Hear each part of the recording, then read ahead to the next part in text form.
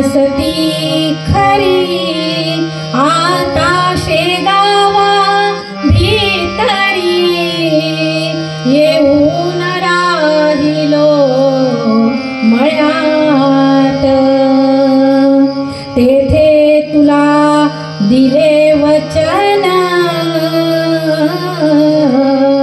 की मी दास नवमीस येईन त्याची आहे का आठवण मीच आहे रामदास पहा अशी पण शक्यता वर्तवता येते। त्यानंतर दासगणू महाराजांनीच महाराजांच्या अवतरणाबद्दल असंही कथन केलेलं आहे।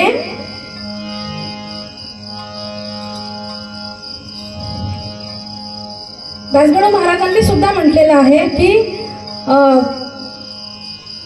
योगी पुरुष जे असतात ते योगी पुरुष कोणत्याही कलेवरी योगी पुरुष प्रवेश करी ऐसा प्रकाट भूमीवरी श्री गजाननानी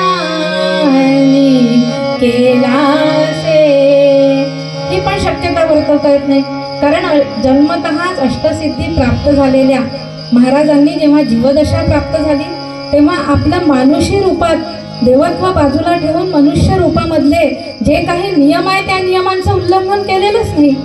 कारण रामकृष्णांचा जसा अवतार झाला त्यांनी आपलं देवत्व बाजूला ठेवून मनुष्य नियमांचंच पालन केलेलं आहे। त्याच्यामुळे ही सुद्धा शक्यता वर्तवता येत नाही महाराजांबद्दल। चिंतनाची परिपक्वता लाभताच महाराज अक्कलकोटला स्वामी समर्थांकडे आश्रयाला गेले। तिथे तपश्चर्या केली आणि स्वामींच्या आदेशानुसार गोदावरीला पंचवटी येथे साधना सुरू करू लागले। आता हा जो प्रसंग आहे गोदावरीच्या तीरावर घडलेल्या अनेक आध्यात्मिक इतिहासातील एक दिव्य इतिहासाची नोंद या गोदावरीच्या तीरावर होणार होती।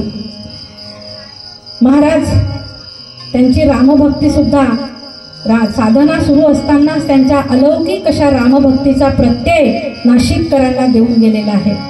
नाशिक आणि गोदावरी ही जी स्थानं आहे ही स्थानं म्हणजे भक्तांच्या जीवनाची विलक्षण वळणं ठरावीत। या स्थानकावर भक्तांच्या जीवनातील परिवर्तनाच्या क्षणांचा इतिहास घडलेला आहे।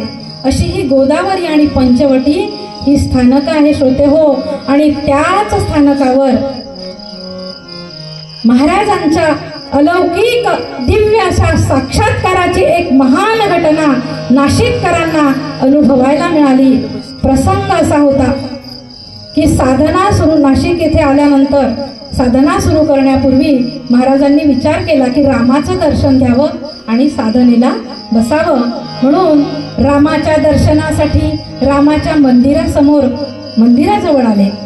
दुपारची वेळ होती, रणरणतं ऊन होतं आणि मंदिराचा दरवाजा बंद करणारा पुजाऱ्यांनी आतला दरवाजा बंद केला आणि बाहेरचा दरवाजा बंद करण्यासाठी तो तिथे येऊन उभा राहिला।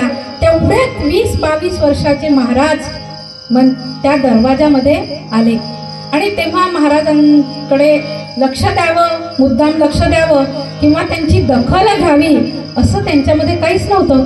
तेव्हा त्यांची साधना तेवढी फळाला आलेली नसावी कदाचित, किंवा त्या पुजाऱ्याला त्याची दृष्टी नसावी की यांना ओळखावं म्हणून। त्याच्यामुळे पुजारी काय, तो पुजारी होता पोट भरणारा। आपल्याला कधी आवडेल का हो, शाळेची बेल झाली आणि घरी निघालो तेवढ्यात आपल्या हेडमास्टरांनी आतमध्ये बोलावल्यावर 2-3 शिव्या त्याला हसणारच, आपण म्हणणारच हेड आत्ताच कशाला बोलवलं, आता मी घरी जाते, आता मी उद्या भेटणार। तसा तो पुजारी पोट भरणारा सकाळी यायचा, मंदिर स्वच्छ करायचा, रामाची पूजा करायचा, त्याला नैवेद्य दाखवणं, आरती करणं आणि आपलं काम झालं, वेळ झाली की निघायचं। तसा तो आलेला होता। आता अगदी पिसेपणाची पासोडी पांघरलेले महाराज, आत्मभाव अगदी देहभान विसरलेले दिगंबर अवस्थेतील या महाराजांची त्याच्यावर कदाचित नजरानजर झालीही असेल, परंतु नेहमीच्या सरावाप्रमाणे ह्या पुजाऱ्यांनी मंदिराचं दार ओढायला सुरुवात केली. तेवढ्यात महाराजांनी त्या मंदिरात पाय ठेवला. आणि श्रोते हो, मंदिरामध्ये पाय ठेवताच काय चमत्कार घडला. कटाळा